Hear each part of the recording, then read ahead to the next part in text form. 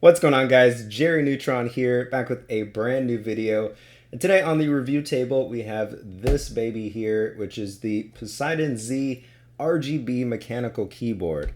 And this is from TT eSports. It's actually a division of Thermaltake, if you're not familiar with that particular brand. But they sent this out to me, so we're going to take a look at it, see if it's worth the price, and if it's something that you should pick up. So let's go ahead and get into it right now. Now.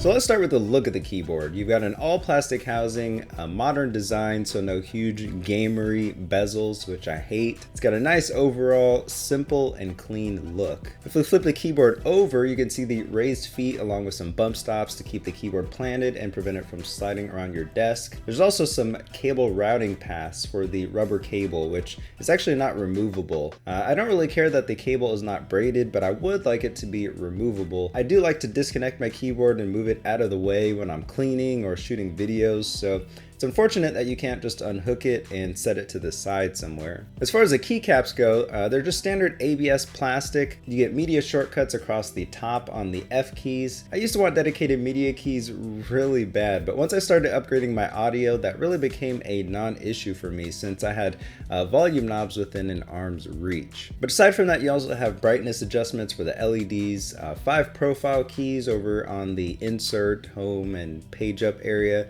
an in-key rollover button, as well as a button in the top right corner, which allows you to switch between a normal and gaming mode, which basically just disables the Windows key. There's no standard bottom row, so you'll probably have some trouble looking for a custom keycap set if you're looking to go that route, which is unfortunate. Personally, I tend to get bored with how my keyboard looks, so it's nice to be able to switch it up every now and then, but we'll see if maybe the RGB lighting will be able to fulfill my customization needs. Underneath the keycaps, you'll find blue or brown Kale switches. The blue ones are what I have on this keyboard, and they provide a nice tactile response with an audible click. Compared to Cherry MX Blues, they feel just a hint heavier on the actuation force, but I don't think it'll really matter in day-to-day usage as the difference is minimal. The important part is there doesn't seem to be a huge variance in the feel of the switches. There's also an audible difference too. Here's how they sound in comparison to the Cherry MX Blues.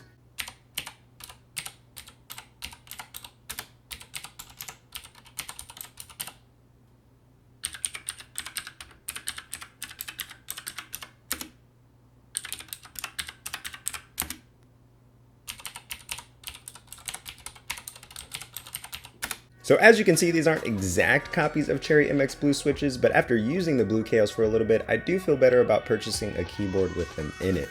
But anyway, this review wouldn't be complete without a typing test, so here's a little sample of the switches by themselves.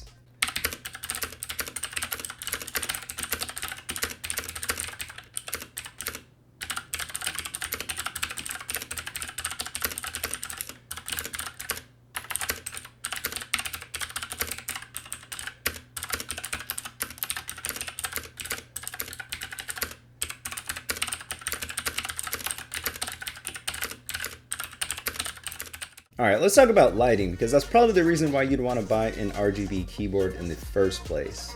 This one has several lighting features, and they're actually pretty impressive. Some of them are seizure-inducing, but if you look at it from a technological standpoint, it's actually pretty damn cool. So you can customize the color of each key individually, which allows for some pretty intricate combinations. There's also several effects you can do, like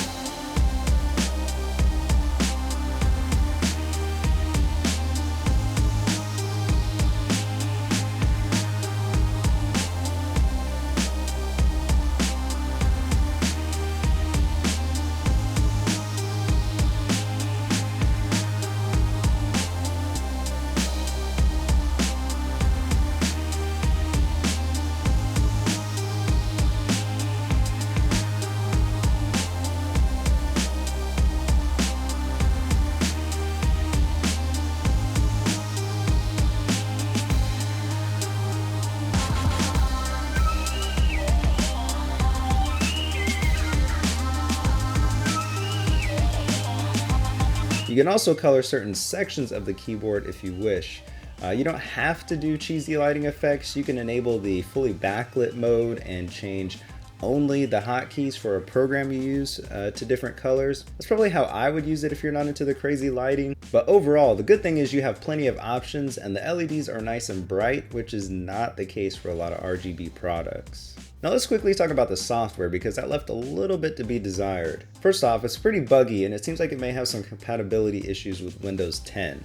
The first screen here where it looks like you can change key assignments basically does nothing unless there's something I'm missing. The only thing I can get to work on this screen are the tabs at the top, which switch your profiles, and that allows you to save several lighting and macro configurations, and then the tabs on the right, which is where you set your macro and lighting options. I also encountered a pretty annoying issue where I would hit apply to load my lighting configuration, the LEDs would turn off on the keyboard, and then nothing would ever actually apply. So I was left with a functional keyboard, but with backlighting completely disabled. And that triggered a game of trying to factory reset the keyboard, restart the computer, reinstall the software, so it would be nice if they would just kind of iron out the bugs. So in conclusion, this is a pretty solid keyboard, but the software needs some work. Regardless, I think most people will be satisfied with the Poseidon Z. Don't let the Kale switches scare you off, and at least for the immediate future, I'm going to continue to use this keyboard full time. So that's about it, guys. If you made it this far, leave the comment Purple Rain down below. Don't forget to leave a like if you enjoyed this content, and for anyone interested, I do have a OnePlus X review coming up soon. So make sure you are subscribed to be notified when that goes live, and I'm probably gonna get some sleep now. So until next time, see ya. Starting at the front, you've got two USB ports up top, one of them USB 3.0, which is always welcome in a budget case, as well as power and reset buttons and your mic.